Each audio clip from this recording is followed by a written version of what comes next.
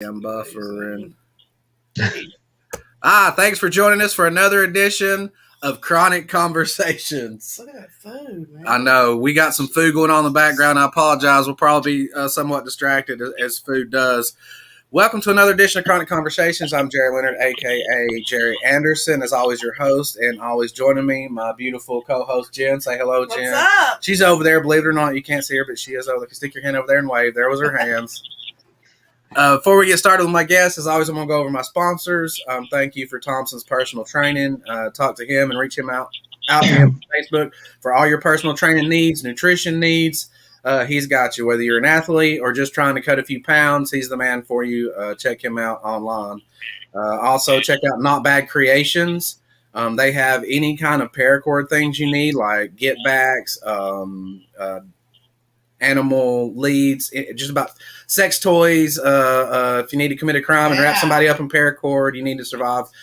If you need it and you're creative enough and you can think of it, they can make it. So check out Not Bad Creations. Also, there's a link on my Facebook. And now I'm very excited to announce my guest for this evening. He will be joining me shortly, and we also have an extra guest in the background waiting to join us as well. We have Bradley Kirkland Stevens tonight, and also Brad Cash. Yay! And the fun part is we don't know which one we'll be talking to at which time, so we're just going to go ahead and go with this. Brad, aka Bradley, how's it going, brother? What's up, man?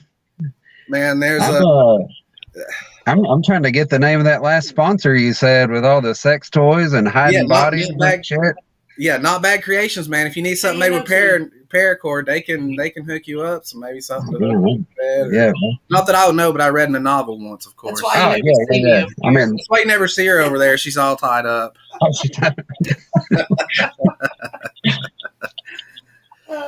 Oh man. So one of the things I want us to talk about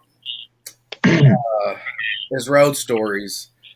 I know you and locker room too. We include locker room have some of the best. So we're just going to cut through a few of those real quick before we kind of split it and go a little dark with it. For a little bit of humor, tell everybody what is Brad Cash's favorite locker room, aka road story, and not including Chase Stevens. No, I'm just kidding. That'd take out too many of them. So you go ahead. Oh shit. I mean, I can say like fucking shit, right? Of course. Yes, you can. This is an explicit show. Say whatever the fuck you want. Okay, good. Because I mean, I already did, but I didn't have Brad Cash on the show. You think I could have Brad Cash on a PG show? It's not going to work out too well. Yeah, I'm PG as fuck, man. Like it's cool. PG as fuck. Yeah. Possibly my favorite shirt ever, by the way. I popped so hard for that. Man, you know what? I'm going to tell your favorite story. I'm going to tell yours because I feel like that one doesn't get told enough. So, you know, I used to be a teacher. So you know which story this is. I do. And, I do need to brand. All the way through this. So I was a middle school teacher. I was an assistant teacher, but like I had to like fill in for a teacher that was out. I think she like had a baby or some shit. I don't remember. It wasn't yours, right? No, not that one. Okay, just make sure it's covering all the ground. Yeah, no. But like, so I get called into the office one day, and there was this one kid in there that was like always like hovering over my shoulder, and I used to get on to him for like taking pictures in my class, and so I get called into the office one day. And they're like, we have something very serious to talk to you about. And I was like, how nervous were you at that point? Was you like, oh God, what did they find out about? Or oh, dude, yeah, I was so like, fuck, did I have like weed in my bag? A body in the trunk? Like, what did I do this time? Did they find out about me and the teacher that's not pregnant? Like, fuck, okay. So I'm like, okay, let's hear what it is. They're like, we have to have a talk with one of the students. We found out one of the students was masturbating to a picture of you. Oh, and first of all, I was like, oh fuck, like, do I get in trouble for that? Like, it's not a picture, like, I feel it's not a honored. picture I took. I didn't send any kids like a picture of me. And then I was kind of like flattered. I was like, damn, I'm kind of hot. I'm like the hot for teacher type. And then I was like, oh man, I was like, that's crazy. Like, so like you guys just went in the girls' bathroom and found out. They said, what was the boys? And I was like, oh God. And then they were like, I won't say his name, but they were like, he was a little Spanish kid in my class. And apparently every time he was taking pictures, they weren't selfies. He was taking pictures of me at my desk. Oh. And I was going in the bathroom and like jerking his little burrito. The way you put the apple in your mouth, Mr. Brad. He used to call me Mr. Brad all the time. And that's all I could think of was just like, that's how, like, I felt like that's how they found him, was him in the stall going, Mr. Brad, Mr. Brad. And I was like, oh my God, I couldn't look at that kid after that. I was like, what do you do? Like, they didn't even suspend him or anything. So he was like in the class like the next week. I was like, hey, can you please not take any pictures today? No cell phones, anybody? I mean, I had to imagine, out of all the things that you probably thought about as becoming a teacher that you'd have to deal with, or words that would come out of your mouth, I wouldn't imagine that's some of the ones that you did, right? No, that was definitely not it. Like, that was not what I expected. Well, I wish that they would have been like, all right, you're fired for like fucking this other teacher, or you had weed in your bag, but not, easier to deal with, right? Yeah, man, because fuck it. That kid's desk was next to mine. It was like, yeah, because he was like one of the kids that got in trouble every day. I know your eyes are kind of bad as it is. You don't want them all.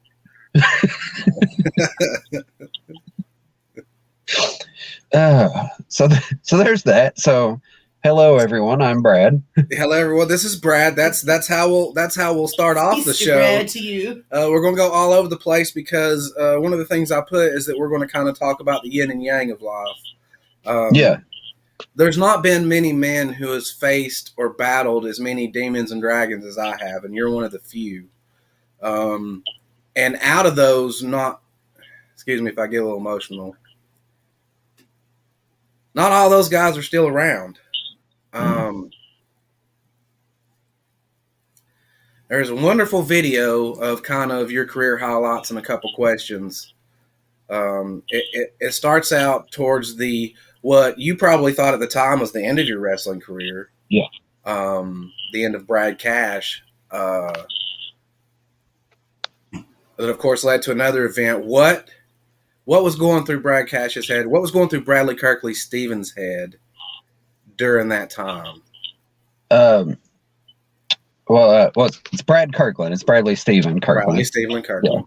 Yeah. But it's the whole Chase Stevens thing. He ruined it for everybody.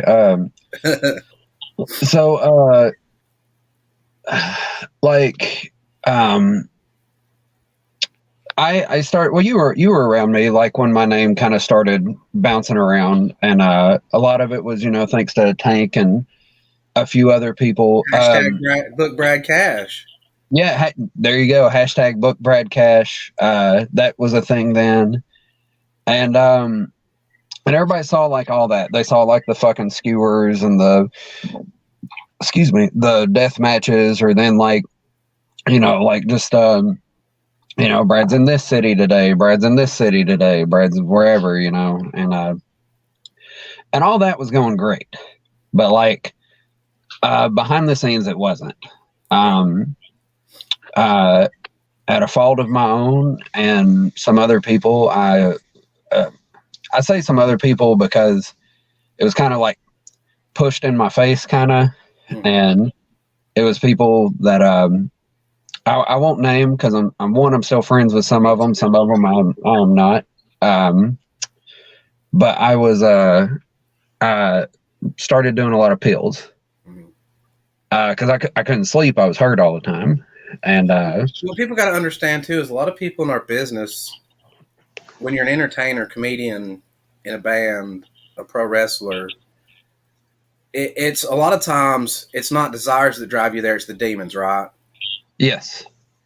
I couldn't sleep. I had several issues from when I was younger, and even like kind of like right around the time my career started that I was dealing with, and just there was a lot of shit going on, and I was in a very, very toxic relationship that I didn't realize how toxic it was early on. And you don't when and I you're in wanna- it sometimes, right? You can't see the yeah, forest for the trees. you really don't see it till after.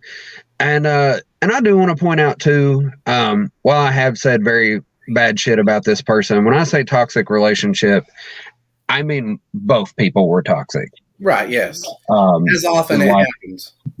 yeah, I have a very, very short fuse at times. I also react stupidly to a lot of things, but anyway, so you know, because a lot of people at like around like the 2000, we'll say 16 time frame, noticed I was getting really thin.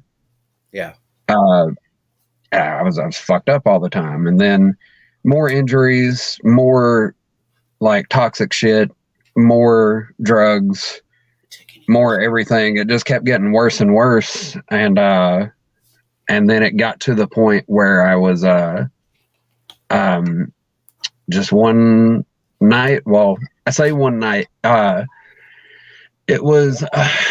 It's really hard to remember the exact like time frame because like I was super fucked up, but it had been planning since January 1st, 2018. I spent New Year's Eve night by myself, and there we go, and depressed. And New Year's Day, I was sitting in a Waffle House, and I had $4, and I couldn't even buy anything. And like the waitress like gave me a pie, and she was like, we were going to throw it out anyways, but she was like, you look like shit. And man, just like I ate that pie, and I was like, this is probably going to be the best thing that happens to me, like for the rest of the day. And it was. Yeah. So I started planning at that moment, like I'm just done. And I had done like a small little tryout thing at WWE. It wasn't like going down to, you know, the performance center or anything. It was seeing if I was good enough to go. And because I was an extra a couple times, and I just happened to get a tryout match, and they're like, "You're good. It's just not right now," you know. And I was like, "That's fine," you know. And so I was like, "That's not going for me," and just everything kept getting worse and worse and worse. There was like some allegations being tossed out about me that weren't true. Like I'm always open about the truth. I know when I fuck up, so I don't need somebody to make up when I fuck up.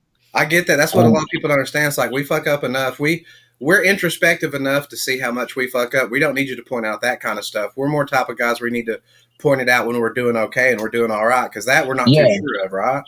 Yeah, that's literally it. And I wasn't sleeping, and the drugs weren't doing it. It didn't seem to matter. I was going through probably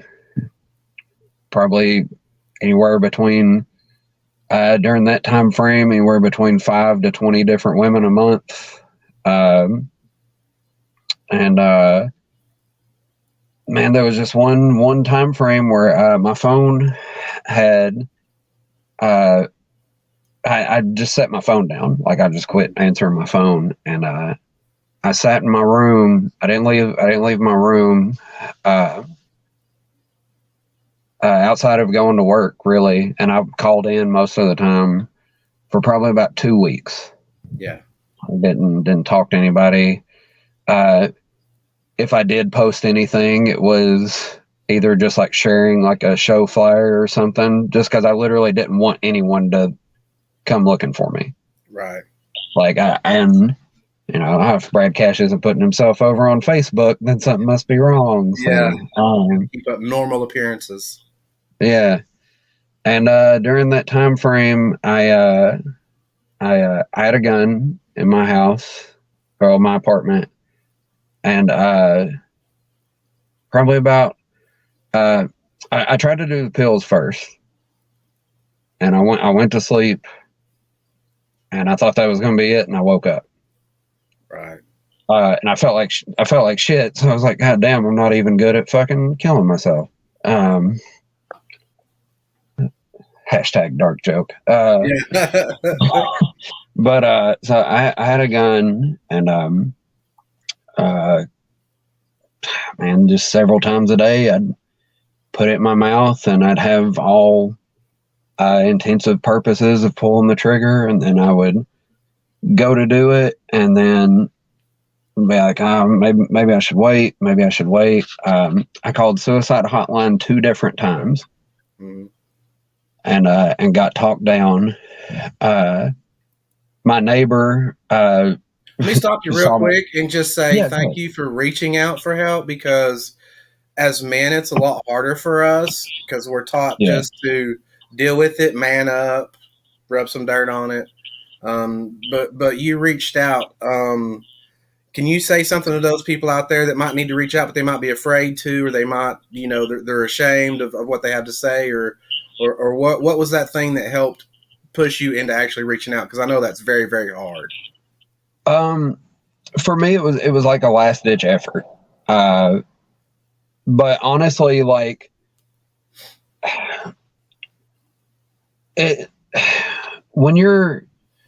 everybody's story is different, and with mine wasn't even like a nobody cares about me thing. My thing was I didn't care about me, Right. and the people that I wanted to care about me didn't. There was plenty of people that did. I couldn't realize that. But if you get to like the point where you're just done, just make every like little last ditch effort. Just try it. Even whether it's calling a suicide hotline or talking to like a random stranger. There was one night, I don't know his name because he was a crackhead, but one of the nights, my neighbor saw me sitting in the living room because I didn't even have my fucking blinds closed, and he saw me sitting there with the gun and knocked on the window, and I was like, God damn it, let me go run this crackhead off. Right. And I sat outside and we talked for like a long time. And so there was that night, and then I was like, all right, well, I'll do it tomorrow then. And a couple more days went by. I didn't eat during this time period. I wasn't showering, wasn't taking care of myself. Right. And I'd finally decided like that was it. And I'd even gotten a really shitty text message that wasn't meant for me, but it was about me, which is probably why they accidentally hit my name. Right. And it was I don't even want to go into it. It was rough, but it was essentially like just putting me down. Yeah. And it was from one of the people that like I wanted to notice me, kind of thing, or wanted to care. So I was like, that's it. Like, I fucking had it. I'm done. And I had a .40 caliber pistol. It was a high point, so it's fucking huge. And I sat there. People that don't know, a high point is a how can I describe an affordable handgun? Yes, it's a affordable giant paperweight. Yes, but up close, it does the job. Yeah. But I put it in my mouth and I put it all the way to the back of my throat. Because my literal thought was, I was like this is like how just weird in thought I was. I was like, if I put it in the back of my throat, I'll gag and accidentally pull the trigger. Right, it'll help. And then my phone starts buzzing, and I'm like, God fucking damn it! Like, people just let me fucking do this. And I look down and I flip it over, and it's fucking Nina Monet saying, "Hey, I need a ride to a show. Can you help me out?" And Nina's one of those people I could never say no to. Right. So I was like, yeah, just, get a bus here or whatever, and I'll drive you the rest of the way. Because it was like the next day or some shit. Right. So I was like, okay, we'll do this. send that bitch home. Once that bitch leaves, we're coming right back to this spot. We go, we do the show, we come back, we have a long talk. And because I think here's the thing with Nina, Nina. Yeah. You can never tell with Nina if Nina's just being scatterbrained or if Nina's like purposely doing something. Right. And my apartment was nasty. It was obvious I hadn't been taking care of myself. And Nina stayed a couple days, and every day I'm just like, does this bitch just leave so I can do this? And every day there was like, well, we got another show like in a couple days. Let's just go to it. Or then she would be like, well, hey, I need a ride to this show, blah, blah, blah. And every day, because it was always nighttime when I would get the worst. Mm-hmm. And every time around nighttime, she would talk to me. And we would go outside on like my porch area, mm-hmm. and she would talk to me, and I didn't even realize it then. At the time, I was like, God damn it, she's like one of my best friends, but she's been really fucking annoying and really, really ruining my suicide plans right now. Right. And she just talked to me every day and was the first person in like, I don't know, 6-7 months probably, that made me feel like, man, maybe I shouldn't do this. Right. And well, real quick, shout out to both the Crackhead and the Nina Monet. yes. Greatly appreciated. Yeah. Without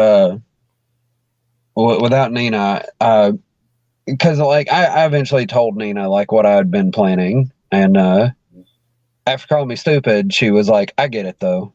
Right. And then we were a tag team during that time, and it was she was a lot of help, and like not everybody had the answer. Like nobody had like a clear answer of how to help me out, because after Nina there were several people that went above and beyond to keep me around, we'll say.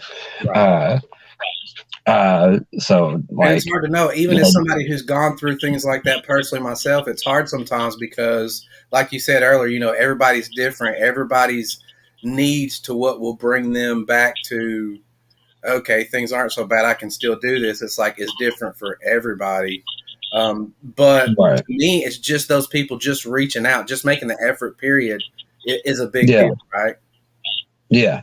Oh yeah. Like I had a couple of my friends be like, why don't you come stay with us? Like till you get back good. I had another friend that offered the same thing. I had some that were like, man, let's go out and do shit. Right. It may not be the smartest shit, but it's better than what you're doing. So, I mean, and it took a while to kind of get into the groove of things. And I mean, and it's not even like the shit just goes away. Like there's days, that it's just like it creeps up on you, but it doesn't happen as often.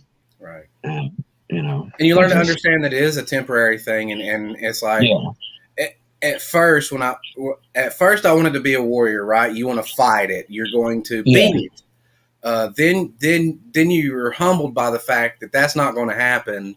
And you just got to learn to kind of accept it and live with it, which is the hardest thing to do, but also the easiest to deal with those things once you have done, right? It's all about surrender, kind of. Yeah.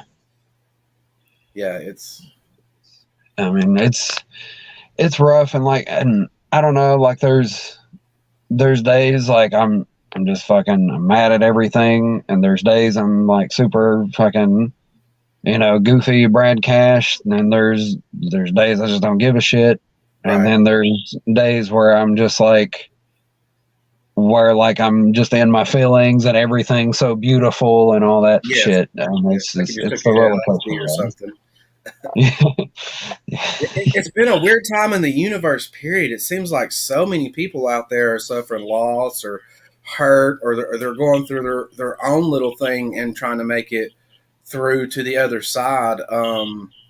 Personally, if I had any advice to give, is just again to know that those feelings are temporary and there is another side.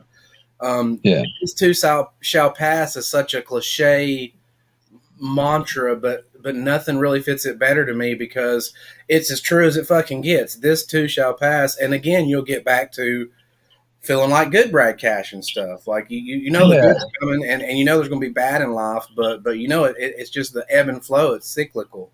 It's not linear. Yeah. It's not like, okay, now I'm happy. I don't have to worry about depression anymore. I don't have to worry about anxiety anymore. It's, okay, I've dealt with this before. I see it coming back around. I know the pattern. I know the signs. I know myself. I know when I'm doing the things I need to do to plug into to be the best I can be, whether it's mentally, physically, spiritually, or whatever. And me, I get lazy. Sometimes I'll get to a place where I'm doing really good, so I'll get really lazy in doing those things that I know I need to do to keep me at this spot because I'm rewarding myself. It's like, you don't got to do that no more. You feel great. It's weird how our mind tricks us and our ego kind of wants us to draw us back to that victimhood. Is there anything like you try to think of or any mental techniques you use to try to kind of push through that? Because to me, that's the hardest part is just the... If it's because man, when you're somebody that has like if you're like your own pie chart and 66.6% of that pie chart is mad or sad. Yeah. First, you have to realize which one you are at that moment. Right. Are you mad or are you sad? Because there's techniques for both. If I'm mad, like if I'm like that fucking like steaming, you know, I'm good with everything burning as long as I'm in it type. With that one, the best thing is just I go just be by myself for a minute. Yeah. And just think. Like think and let it go. Process it, right? If I'm let it. Yeah. Yeah. If I'm like genuinely sad or depressed, it's the opposite. Like I need to be around a couple people or talk or sunshine or something. Or maybe even like if I can, you know, like watch something. Not having to worry about weed anymore helps. Yeah. That is a big helper. You know, but yeah, and there you are. Okay. Yeah. You froze up for a second on my end. I'm back. Here I am. Okay. So, I mean, basically, it was around to the point to where you just realize kind of that life is life. So you accept that, and at what point did you decide you wanted to come back to wrestling? Man, well, one, like, as I was on my way out, as weird as it sounds, I started having fun again. Because now I was like, I'm just going to do what I want. It doesn't matter. You weren't doing it as a drug. You weren't doing it to just necessarily escape. You were actually taking time to smell the roses, right? Yeah. And so there was all that. And then, like, I got married and all this other stuff. And, like, I can do like a regular job. She's always going to be in competition with the dude, the Mr. Brad dude, before you married her? Oh, yeah. Okay, good. I just want to make sure that all the cards are on the table. Oh yeah. I'm an open book. But like I have no problem getting up and going to work. Right. Or doing like a regular job or anything. But there's that part of you that is like pulsing, like, yeah, you know, like, hey, you were Brad Cash, you know, and then like, you were like, man, maybe that meant more than what you gave it credit for. Right. And, so I stewed on the thought for a little bit. And then I got hit up by a guy that was running a show called Pro Wrestling Georgia, and they were running at Landmark Arena, and they were like, we're going to do the first deathmatch tournament that's ever been at the Landmark Arena, and we want you and Tank on it, and it's going to come down to you and Tank. And so he's hitting like all my buttons, like all the buttons. And then I was like, okay, I'm going to shoot him this really high price that there's no way they'll agree to. And then I won't have to worry about it, and I won't have to piss my wife off. Right. So I shoot him this high price, and then they're like, "Oh man, we thought you'd be more than that." Yeah, I was like, "Fuck." Same thing happened to me recently, and it's like, I got in touch with you about it, and I was just at this point in time, it's different. I'm at a different point in my life, so I'm realistic about my worth. But I thought, why not kind of shoot for the stars and pretend like I'm 25 and do that again. So I said it, and thinking like you, this is probably some stuff that's not going to come through anyway. They're going to turn me down. I was intrigued by the premise, but it was one of those things I was like, whatever it is, what it is. So finally I decided on a price offer, and I sent it through. And I was like, and also I said, I am intrigued. I said, so, there could be some possible room for negotiation as well. And he's like, no, we'll gladly pay you that. That's great. And I'm like, wait, what? Isn't that always a weird feeling? Like you're like trying to process it, like, oh, so I got to do this now. I just got caught on my own fucking bluff. Yeah. And I was like, well, how many rounds is it? And they're like 3. And I was like, God damn, I got to wrestle 3 fucking matches? And they're all death matches? Oh, God. And it's a week before my wedding, and there's no way my wife's going to agree to this. Going over with a water bottle strike to the head. You got to escalate it slowly. So they were like, who do you want to work? Who do you want to work before you get to Tank in the finals? And I picked the 2 smallest guys on the card. I was like, those two over there. That's who I want. And sir, he works in the concession stand. I don't care. He's the one I want. Put him in there. But the fun fact, one of them did used to work the concession stand at Landmark. Let me just say, I know all that's mentioned with your name is death matches, and when it comes to that, you're on a small list, definitely, of the greatest guys around. But what people don't understand is I've never had a death match with Brad Cash, but I've wrestled Brad Cash. Brad Cash can wrestle. Do you think you've been pigeonholed now as a death match thing, and it's sort of one of those things they just don't even realize you can wrestle, so you don't get booked to do that as much? Because you're great at telling stories. No. I love telling a story with you in the ring, brother. It was amazing. I think used to. I think like once I hit like where I was doing like deathmatch tournaments more often, for a while I got pigeonholed into that.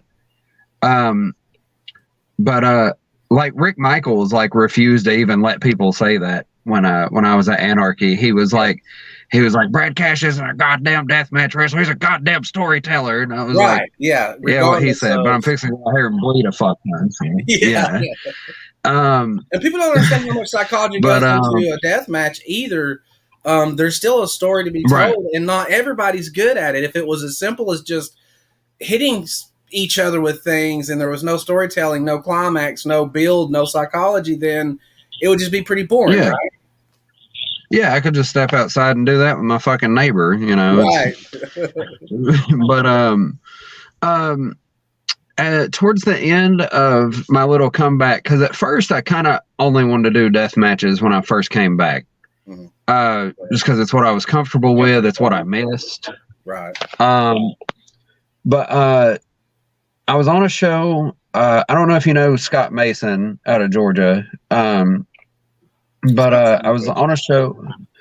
I was on a show that was like mostly death matches, and Scott was supposed to be on first doing a traditional match, like no throwing your opponent over the top rope, shit like wrestling. That. Yeah, and his opponent couldn't be there. His opponent got COVID because it was 2020, so COVID. And I was like, well, I'm main in a death match, and this is just a regular match and it's first. So let me come out and work the first match. And there was like 5 people in the back. They're like, that's fucking dumb. And then Rick Michaels comes storming back there. You let him get his ass out there. It wasn't even his show. He was just helping them with like the cameras. And he was like, you let him get his ass out there. He'll outwork everybody on this goddamn card. Because for whatever reason, Rick Michaels is a diehard Brad Cash wrestling fan. And I'm as well. I get that. Like, look, what people don't understand either, and I'm gonna be using a little bit of lingo here, so excuse me. I don't know how to talk layman sometimes, but I'm a fairly little guy for pro wrestling, and still the amount of complaints I get from my stiffness is ridiculous. And Brad Cash lets me beat the living shit out of him and doesn't complain at all. Like, he's never told me to lighten up one time. He's never pulled me aside after a match and give me the "Hey Kid" speech or any of that, and that's greatly appreciated, because for me to look effective, I can't. You know, like, I've always thought it was weird that some of the bigger guys would complain so much about my stiffness when, like, I'm not asking you not to return the favor or give a receipt. So what does it matter? Like, right. So I really appreciate that, man. That's.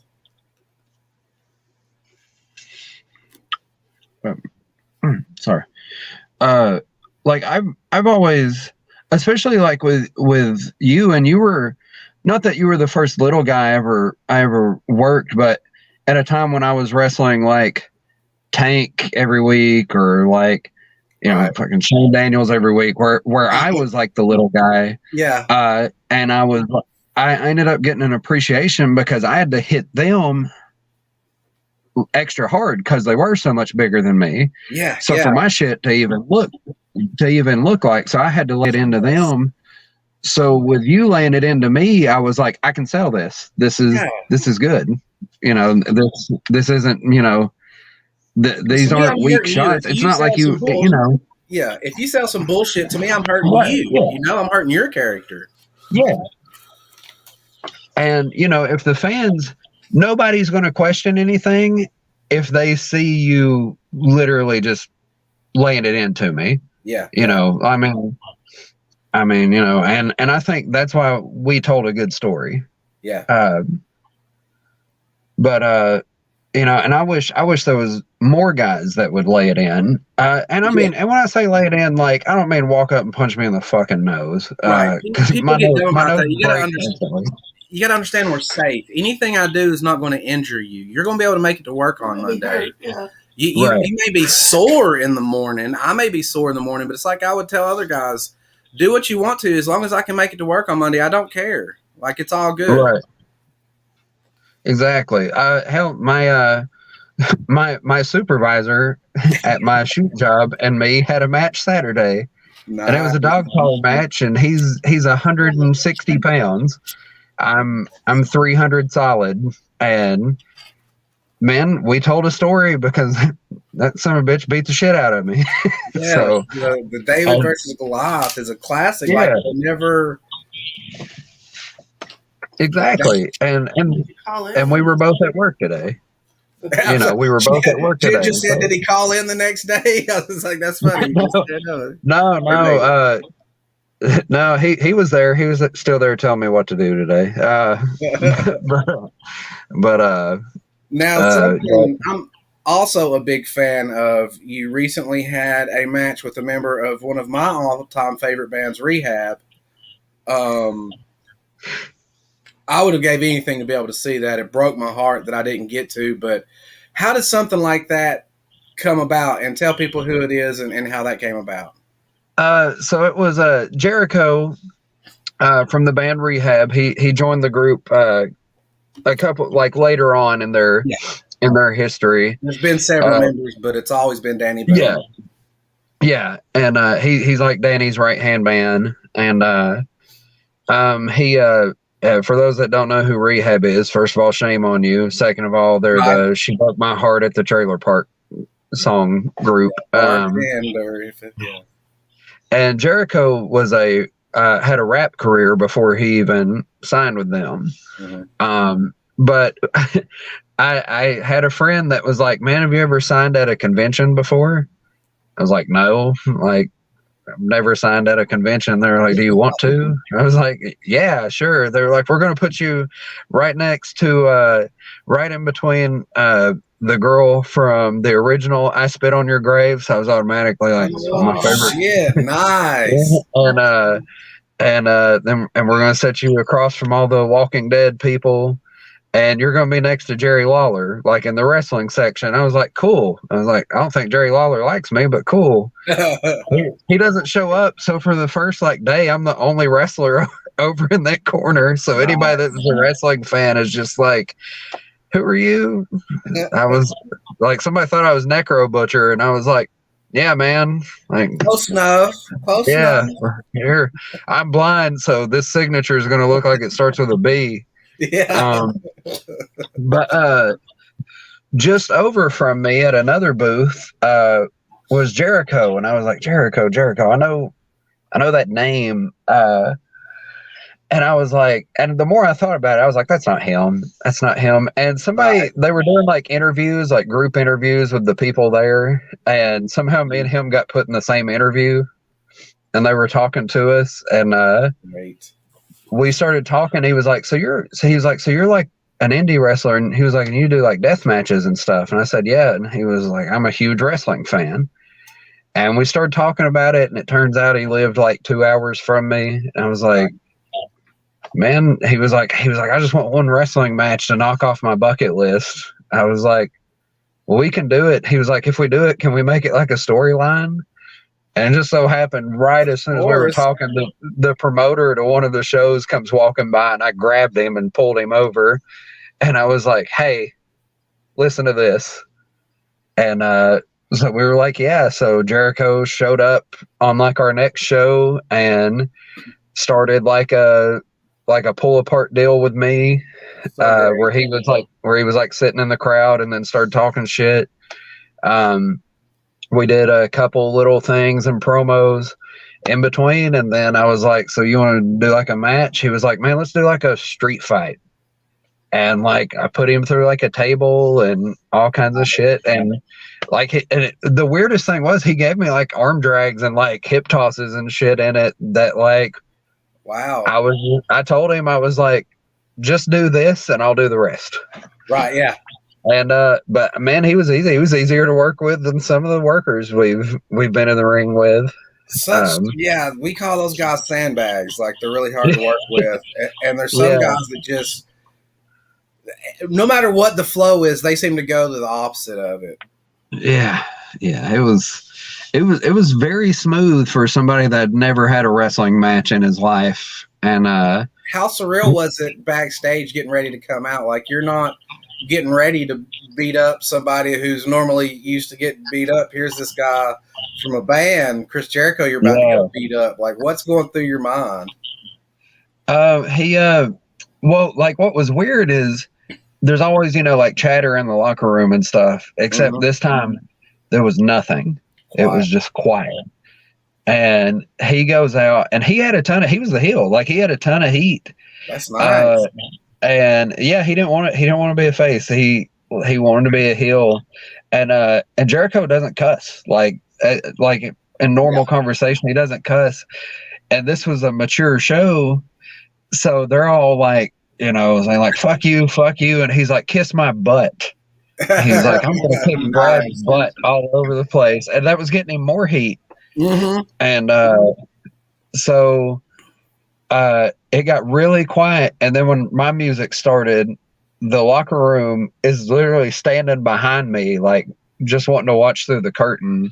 Absolutely. As the match goes on. And it was so crazy because like I came out and it wasn't a huge crowd. It was a decent size. I mean, COVID times.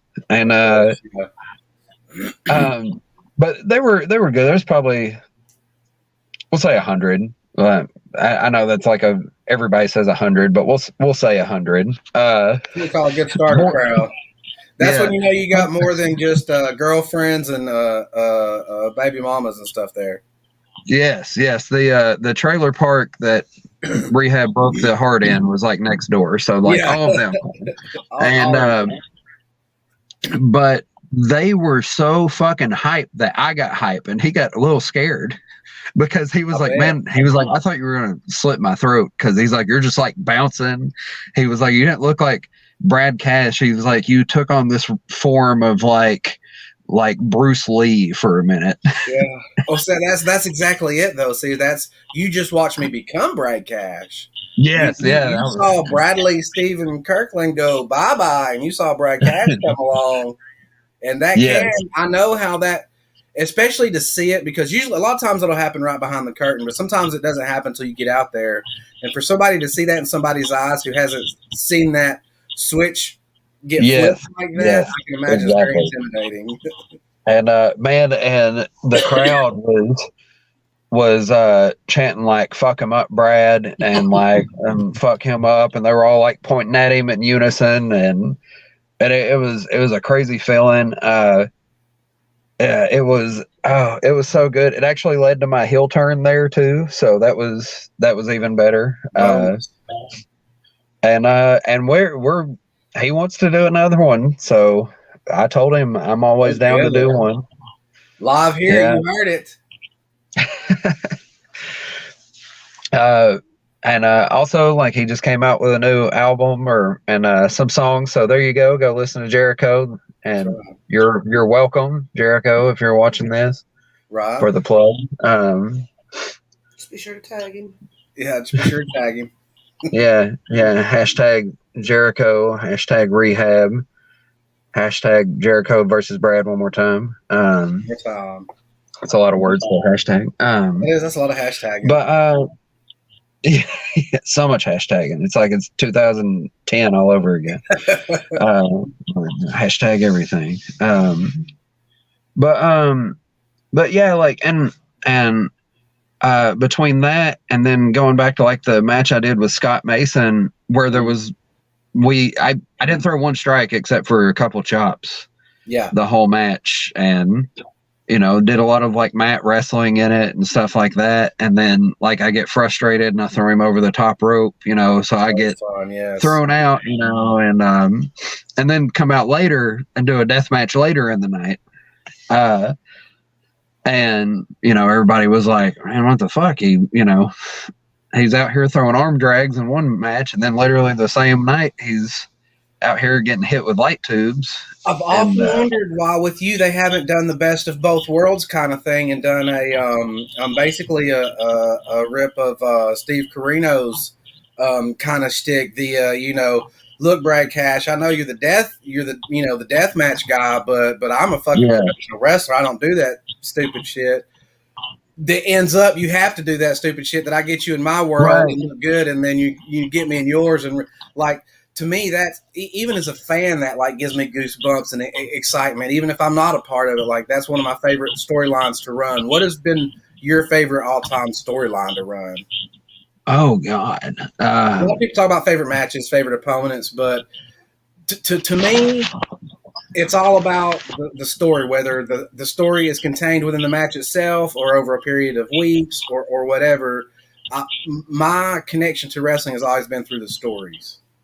So what do you think maybe was probably your favorite one to do or be a part of? Or man, that's hard. Goddamn. Man, it was easier to talk about my suicide than it is to like pick up my favorite storyline. Time to break out journalistic. I always like the storylines where it's like a baby face that's like going through like a rough time, where it's not just like, oh, he's getting beat up or whatever, but like if a baby face can pull off like a mental struggle. Like one of my favorites was James Storm and Bobby Roode back in Bobby Roode's like last little TNA run, and like they did like a cage match, and there's former tag partners, like it was all real emotional. And James Storm has him beat and goes to give him one more super kick, but when he does, he super kicks him out of the door and like to the floor. Yeah. And then after that, like James Storm comes out to cut a promo the next week, and he goes to talk, and he just like sets the microphone down and like walks off, and then like comes back from that. Like, how do you come back from being beaten? You know, like beating yourself, and then like so that. 'Cause they were one of the greatest tag teams there too for a long time. You know, that part of the story. That is great. It's. To quote my wife, I love a good Fox and the Hound story. Yeah, like two best friends that have to become enemies. That's all. That's probably always going to be my favorite.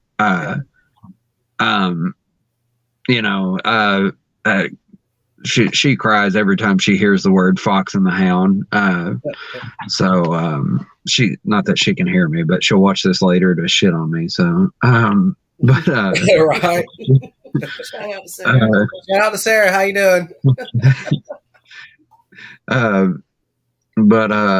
I always like that. I even like it if you take it in like a comedic role, like WWE did with MVP, where he went on such a losing streak that he couldn't afford his own gear anymore. So a lot of people don't like it, but I love comedy and wrestling because to me, wrestling is the theater of life. So to me, it needs to contain all the aspects that you would experience in regular life because to me, it's a lot more Shakespearean than people give it credit for. At its heart, because again, it's characters, it's personalities, it's stories that you fall in love with more than anything else. Because it's moves, everybody does body slam, everybody does a clothesline at the end of the day. But when you put them together as letters that form words, that form sentences, that form paragraphs, that form these beautiful stories, right? What is your favorite thing about wrestling? Both as a fan and as a participant. So, man, it actually goes to a speech I gave in a locker room Saturday night because that's how low wrestling's dropped to where they're like, Brad, go give this locker room speech. I was like, God damn it. Okay. But I told them, I was like, look, guys, there's guys giving you gimmicks, there's guys giving you stories and whatever. These fans, if you can connect with them, I don't give a fuck what move you do. I told everybody, I said, work your gimmicks, like be your character, give them something to give them something to get invested in, even if it's them, telling you you're a piece of shit. Right. Yeah. I said, I don't give a fuck what move you can do. There's not a goddamn person in this room that can do a move I haven't seen before. Right. I was like, and if you can, then do it right now. Do it in this room because I guarantee you. I haven't done it before, but I would like to try it in this match, Brad.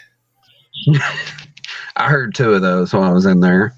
But I was like, some wrestlers' experience as well. Have you ever had somebody pull one of the younger guys that's just excited, and you ask what he wants to do, so he's excited that Brad Cash asked him what he wants to do, so he feels like he's got to say something really, over the top, and he does, and you're like, okay, so we're gonna start out with a headlock, okay? I haven't had that as much. There's been times that guys have like suggested a move, and I was honest with them. I was like, man, there's no way I can make that move look good. Right. Like, if you're 100 pounds, unless you can just pick me up, there's no way I can make your gorilla press look good. And that's important too. Like you said, that's important. We talk about psychology a lot, and that's a part of psychology is just doing things that make sense. I get it's pro wrestling, and there's lines, and different people have different lines where they draw them as far as certain things in professional wrestling. Right. Is there a certain, because now like everything, music is broke down into genres, even metal is hardcore and black and death metal. And so everything is genres. Wrestling's kind of went the same way. Is there a certain niche or genre you kind of lean towards more enjoying watching or participating in? Or is there, are you just overall wrestling fan?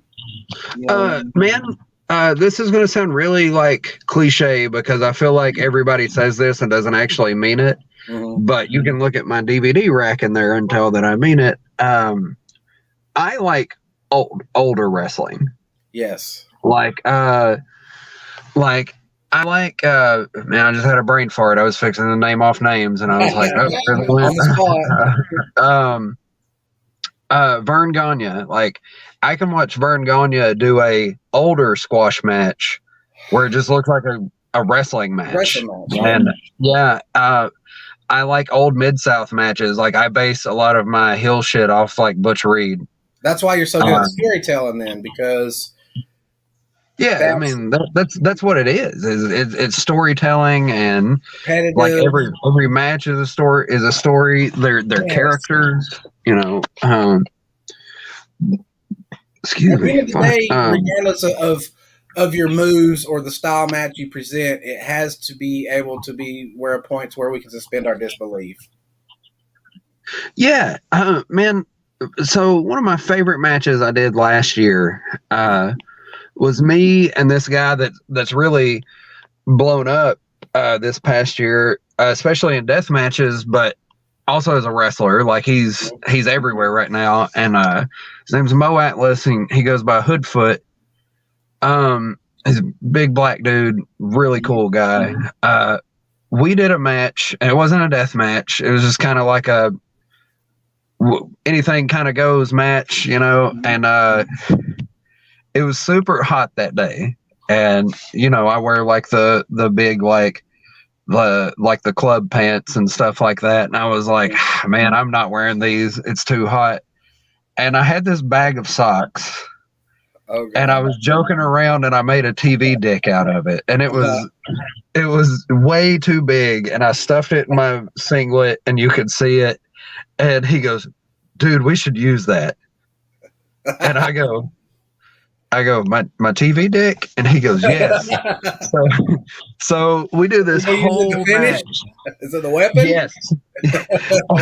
So we did this whole match where it is this huge mix of me being the asshole heel, him being this baby face, strong style like strikes, comedy, a little hardcore, not much. Like we did like some chair stuff, and like I said, strong strikes, and then like good like wrestling too. And so you got all this stuff like the comedy was like I gave him a back rake, and he was like, he turned around, he goes, you call that a fucking back rake? And I go, you want to show me how it's done? Give me one.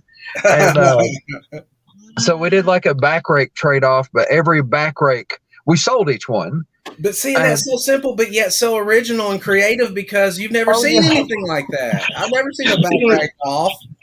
Dude, and we made the back rakes more intense. Like it went from just back rakes to like hitting the ropes and doing back rakes to he finally like he dove and gave me a back rake, and then like I was on the outside selling, and I had my hand against the corner post, and he gives me a back rake, and I sell it and run into the corner post because you know he just fucking back rake me. Right. So then I just turn around, I'm laying on the ground, I'm like, God damn it, like and so we go through all that, and this whole time I have this huge TV dick in my tights, and we're striking, and I go to kick him, and he catches my leg, and he goes, stop fucking lying. Once again, this is a mature show, so and I'm like, what am I lying about? I ain't lying about shit. I'm an honest person. And everybody's like, bullshit, you know, because I'm a heel. And then he's like, what is that?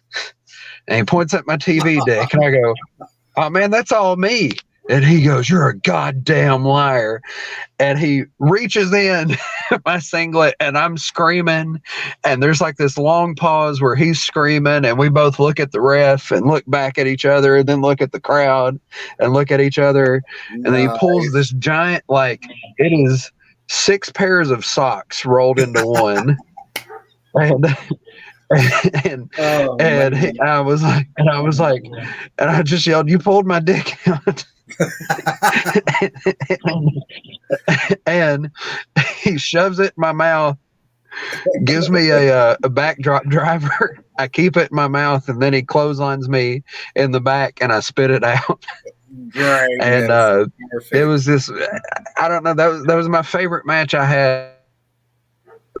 We did the whole thing based on a TV dick, so That's great. And the people you probably figured it out. I don't want to accuse my audience of being dumb or anything, but a TV dick is something that was placed in the tights when you were going to be on TV to make it appear as though your penis was larger than it was. So there you go. Today's Urban Dictionary definition of TV dick. You're welcome.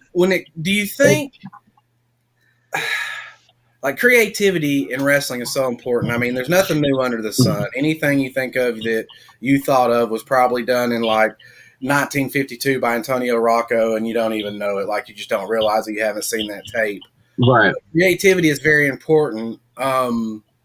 Where do you think we are? Do you think that's why the moves are the way they are? Do you think they've lost the creativity and storytelling, so they had to switch over to possibly fancier moves to try to kind of dangle in front of you, like to get your attention? Or where do you think things changed? Did the audience change, or did we change? I think we changed, but I also think like it was coming along, and then like these other shows, like Ring of Honor and all this stuff, like 20 years ago at this point, started doing like all these really cool moves, and everybody's like, whoa, like look at all these cool moves. Time, right? Yeah. I mean, I can go back and watch like early 2000s Samoa Joe and still mark out over all the moves. And like, like Jimmy Rave, and all these guys. And it was so cool, and it was so new and so fresh. And then, and because of like that, like now instead of seeing guys like Jeff Hardy and AJ Styles in like mid-card positions, they're getting heavyweight title shots and stuff. Mm-hmm.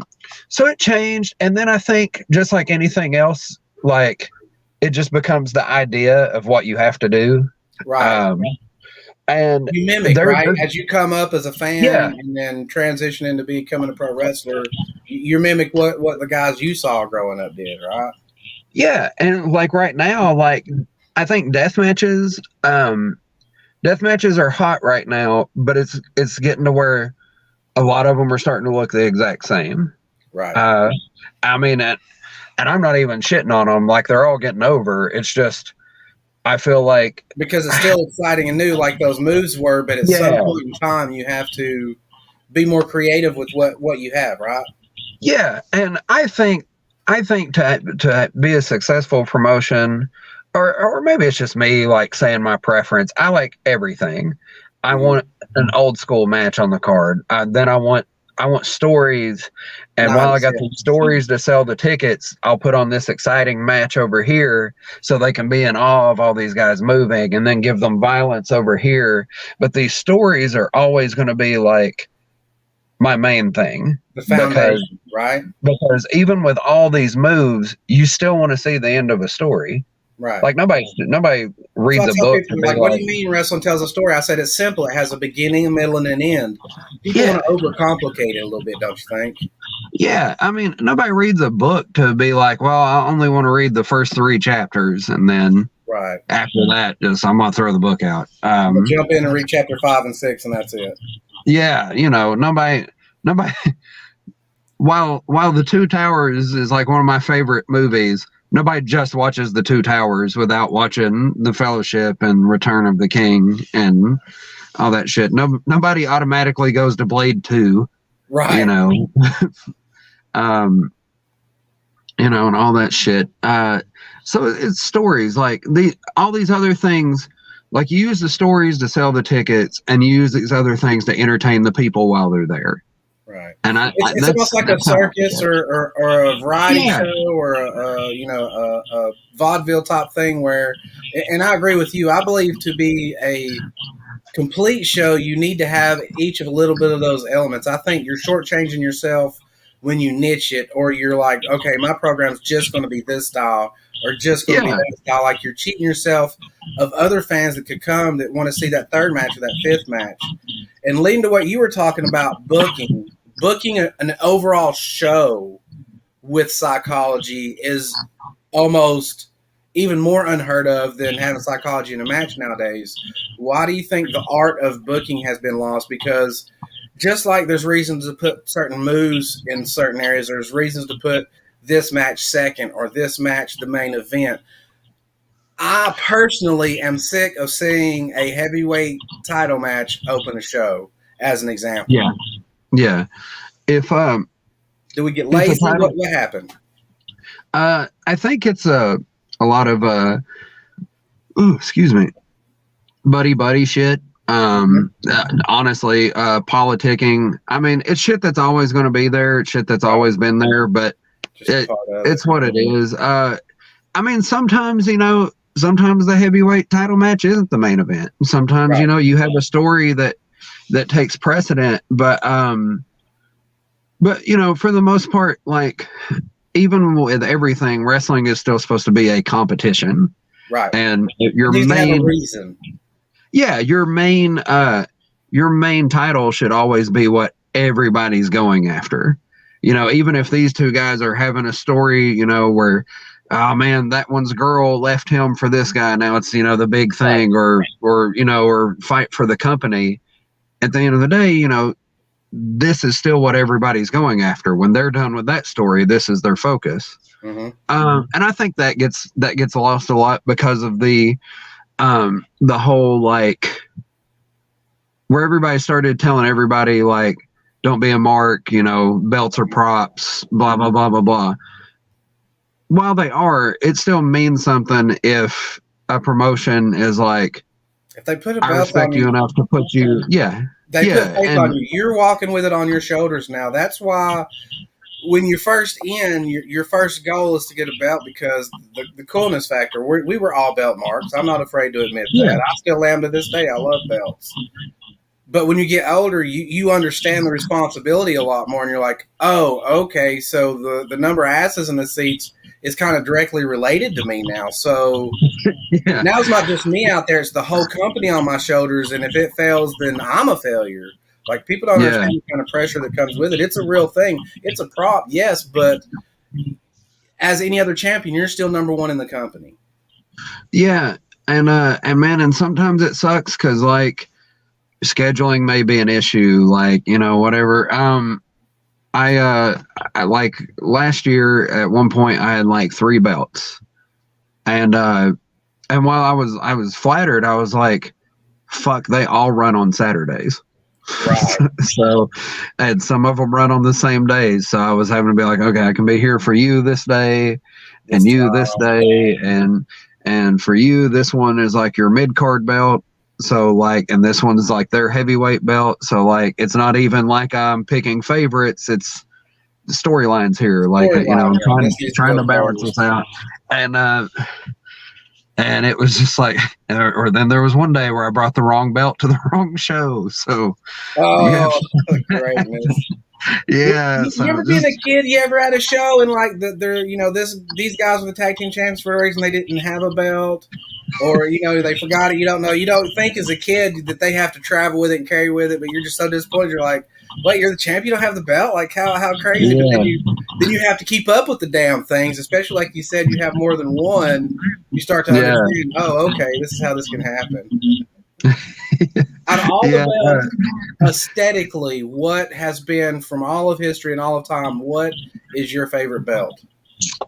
Man, I really like the like the old like WWF belt that they had, like pre, like, John Cena spinner belt, like, because it looked like a traditional belt, but it was just real nice, real smooth. The plates, the plates were really cool. Man, I actually had an answer for this. Was it the Universal one you're talking about? The first Universal one where they first combined it, and the first one that Jericho won, or?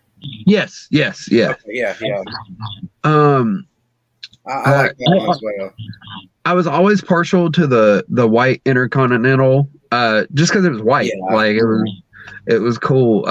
Just the color, because you didn't see white belts. Randy, man, when Rhodes brought it back, that was pretty epic, I thought. Yeah.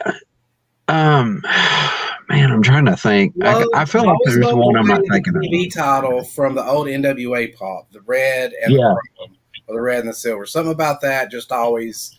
That was a good secondary belt because it was different enough to where you psychologically realize this isn't the most important belt, but it was eye popping enough to let you understand it was important too, instead Right. of kind of almost looking just like the title or just being, Yeah. Yeah, I agree. I also like the old NWA belt. I don't know, it was classy. Yeah. I thought like it looked like something Like you'd a see in pro like an old wrestling belt, right? yeah, like an old boxing belt. It was good. That was nice too. I like that one. She had mentioned the old United States belt, the one that like Magnum TA and The red light. the red right one. Yeah, Yes. that was that was Yes. good. Man, I'm trying to think. As far as like gimmicky belts, I was always prone to like the smoking skull belt that Stone Cold had, just because it had like the rattlesnake skin and the skull on it. I always thought that was cool. Like, Love when they customize them for sure. yeah, man, I actually not so much the WWE spinner belt, but when John Cena did the U.S. Championship spinner belt, I actually liked that one better.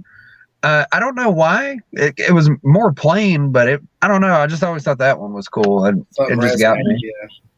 Yeah. But yeah. What all stuff does Bragg Cash have coming up? I mean, do we have shows? What do they need to be looking out for when it comes to Bragg Cash? Where can they find you, and where can they find your merch? Oh my God. As far as merch right now, I got like some t-shirts and stuff left. For the most part, I'm just selling them at the shows right now. Okay. Definitely go see you live, because that's your opportunity to get merch as well. Yeah, like we were doing like ship outs and stuff like that. But my stock of merch has just been super low, and I haven't got to re-up yet. My wife is like a merch magician. She has like shot glasses and cigarette lighters and t-shirts and everything, and I'm over here with like these like 8 shirts left, like come buy one of them. The boxers I wore a couple months ago, anybody want to buy them? No. I have January was kind of a slow month because the bookings I had got canceled early on. So I got Total Psychopathic Wrestling in Knoxville and Maryville and Rocky Top, Tennessee. They all kind of move around. When it's warmer, like they're at like this bar in Knoxville because they're outside. And I have several dates for them. February 19th, March 5th, we're doing a tribute to New Jack.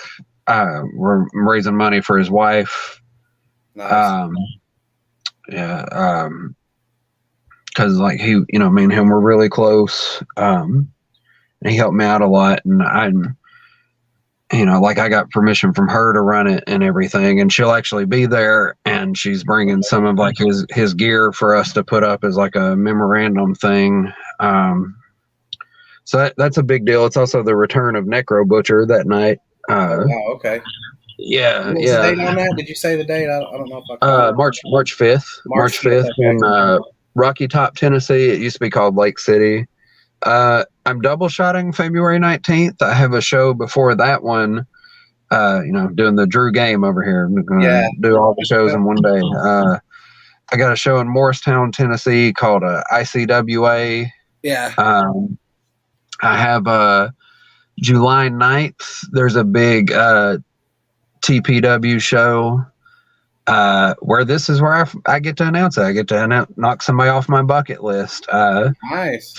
Female deathmatch legend Randy West and me are going to have a match for the first time ever. We've been friends for a few years, and we finally get to knock that one down. So there's that one. I will be in Anna, Illinois. I think it's not far from Chicago. Towards the end of February, me and deathmatch legend Insane Lane are tagging as the OMG. Because we started a clique called the One Man Gang, and then people were like, "Man, we want to book you guys, but we can't use that name." So we're like, "Okay." So we're wrestling Roscoe Lisa in Illinois, and then March 18th, I'm in the Murder City Deathmatch tournament in Detroit. So it's the first deathmatch tournament in Detroit, and Nice. I've never been to Detroit, so Feels like it'd be a great town to have one of those top things, sort of like a Philadelphia ECW kind of situation. Yeah. And Somebody told me they're like, we would tell you, like, show up to the venue where all the blood is, but make sure it's the right one. I was like, oh, okay, fair enough. It's Detroit, right? Yeah, I'm like, God damn, this looks like a house. The 8th one. But like, I got that. Have a few other things in the works later in the year. Hopefully, me and you see each other at a similar show soon. That'd be nice. Yes, that always happens. I'll be more careful pulling guard this time. So that was the worst hug ever. Locker room story. I see Brad Cash, and I just lose my shit because I hadn't seen him in a while, so I'm really excited. So I literally go to run and jump in his arms to hug him, and loss of balance and maybe me just pulling a little too hard, a combination of both, just pull him straight down into the guard. Like, it's like, well, this has got a lot more intimate than I expected, a lot more fast. Like, that escalated quickly. Now you know just exactly how excited I was to see you. Yeah, exactly. Yeah, I wasn't about to tap out, but yeah, no, I mean, it got a little scary there for a minute, but you braved it through, man. I'm proud of you.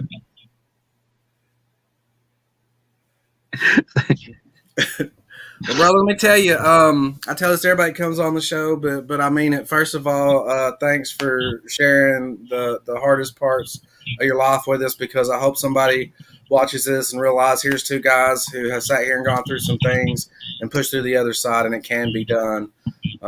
So thank you for sharing your time, because time is a gift that you can't ever get back, and I appreciate you giving us this time so that people can watch and share in your story. I appreciate you, man. Thank you so much. Shout out to my sponsors. God, I done forgot who they are. Sean Thompson's personal training, and not bad for all your sexual needs. What maybe I got sex on the brain. I think they make other stuff too, but man, you're talking to me. That's what happens. Yeah, I talked to Brad Cash, and this is what happens. So yeah, thanks everybody for watching, and we'll see you next time. Brad, hang out here, and we'll get off here, and I'll talk to you a little bit before we go, man. Thank you so much. Appreciate you, buddy. Thank you. See you. Love you, man. Bye. Love you too. Oh, wait. Hang on.